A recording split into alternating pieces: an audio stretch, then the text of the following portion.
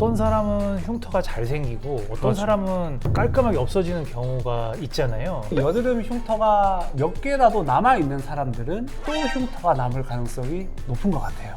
잘 생기는 사람이 있다, 뭐 이렇게 받아들여도 될까요?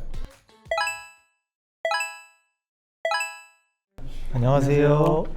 로다마니언 홍대점 정상우 로다마니언 수원점 이상혁 원장입니다.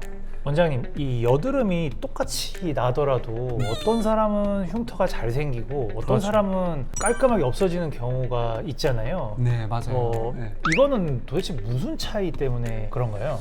이게 저희가 봤을 때 이런 경우에는 여드름의 개수보다 여드름의 진행 상태에 따라서, 그리고 또 여드름을 다루는 방식에 따라서 그런 차이가 좀 갈리는 것 같습니다. 그러니까 결국 아무래도 이제 어떻게 압출을 하느냐, 어떻게 관리하느냐에 따라서 이제 갈린다는 그런 말씀이신가요? 네, 그런 것 같아요. 그런 이유도 좀 여러 가지로 이유를 좀 꼽아볼 수 있을 것 같은데요. 네. 첫 번째는 아무래도 여드름 흉터가 좀 몇 개라도 남아있는 사람들은 같은 여드름이 나더라도 또 흉터가 남을 가능성이 높은 것 같아요. 그러니까 여드름 흉터가 생겼던 사람은 또 새로운 여드름 흉터가 생길 가능성이 높다는 말씀이신데, 그러면 아무래도 좀 잘 생기는 사람이 있다, 뭐 이렇게 받아들여도 될까요? 그렇게 볼 수 있을 것 같아요. 논문적으로 봤을 때도 기존에 이미 여드름 흉터가 있는 사람들은 같은 여드름이 또 생겼다 하더라도 새로운 흉터가 남을 가능성이 더 많다는 보고도 있고요.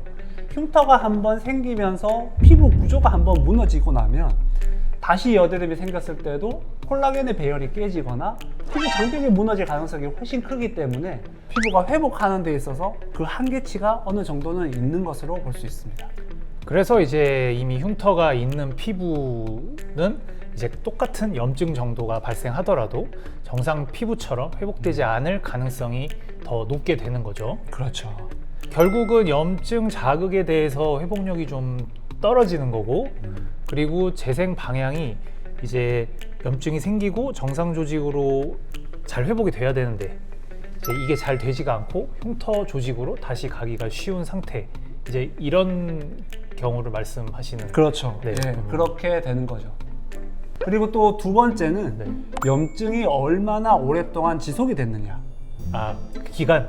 예. 네. 저희가 보통 환자들한테 설명을 드릴 때는 여드름이 나면서 피부에 염증이 한번 발생했다라는 거는 피부가 약간 녹았다라고 표현을 드리는데, 그렇게 피부가 약간 녹았을 때 염증이 사라지면서 정상 피부로 회복이 되어야 하는데 피부가 충분히 회복되지 않은 상태에서 염증이 다 사라져 버리기 때문에 피부 두께의 차이도 발생을 하고, 그러면 좀 함몰된 형태의 흉터가 발생하는 경우가 많이 있는 것 같아요.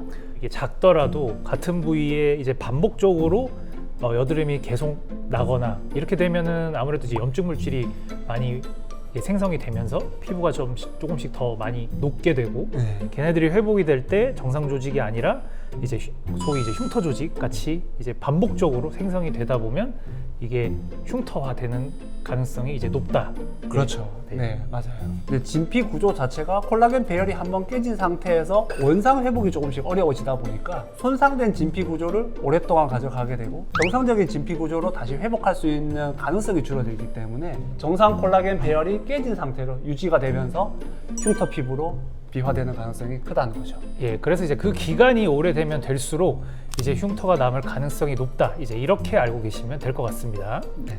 그리고 세 번째는 환자분들이 많이 말씀하시는 건데, 압출을 잘못 받아서 그렇다.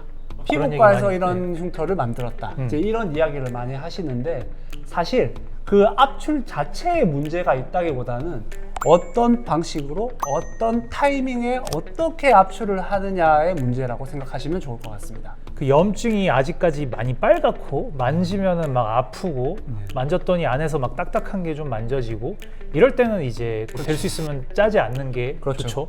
네. 될 수 있으면이 아니라 짜면 안 되죠. 그렇죠. 네. 소위 이제 좀 농이 차서 좀 노랗게 옮거나 했었을 때 이제 그럴 때 이제 위생적으로 압출을 해야 되는 건데, 이 내용과 관련해서는 저희가 또 영상을 따로 찍은 내용이 있으니까 조금 더 자세한 설명을 원하시는 분들은 이제 위에 있는 영상을 참고해 주시면 좋겠습니다.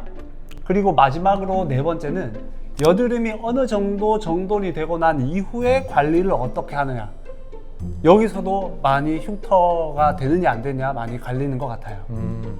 그러니까 없어졌다고 이제 끝난 게 아니고 이제 피부는 그래도 아직 계속 회복 중이니까 이때 이제 피부 장벽이 이제 약하게 되면은 이제 여드름 자국이 좀 오래 갈 수도 있고, 그러면 여기서 또 흉터가 넘어갈 가능성이 있다. 이제 그렇죠. 이런 얘기인데요. 네, 맞아요. 염증은 어느 정도 사라졌는데 많이 아프거나 많이 부어 있거나 하지는 않아요. 근데 불그스름하고 뭔가 정상 피부는 아닌 것 같아. 이제 거의 다 회복이 된 것 같으니 이제는 좀 편안하게 관리를 해도 되겠지라고 생각하는 단계에서 함정이 숨어 있다는 거죠. 그러면은 이제 그렇게 이제 어느 정도 염증이 좀 정리됐을 때 소위 이제 자국이라고 하는 붉은 흔적, 그리고 거기서 또 흉터로 좀 넘어갈 수도 있잖아요. 그렇죠. 그럼 요럴 때는 뭐 재생 크림 같은 것들을 좀 열심히 발라주면은 많은 도움이 될 것 같네요. 네, 그렇죠? 그렇겠죠. 네. 네, 맞아요. 재생 크림을 통해서 피부 장벽을 충분히 잘 원활하게 재생시킬 수 있다면 네. 그러면 흉터가 되지 않을 가능성이 훨씬 더 높아집니다. 자국도 색소도 더 빨리 빠질 거고. 네, 맞습니다. 하지만 이것도 심한 경우가 있고 덜한 경우가 있기 때문에 심한 경우에는 치료를 받으시는 게 좋고요. 병원을 오셔서 한번 진단은 받아보시는 게 가장 좋을 것 같습니다.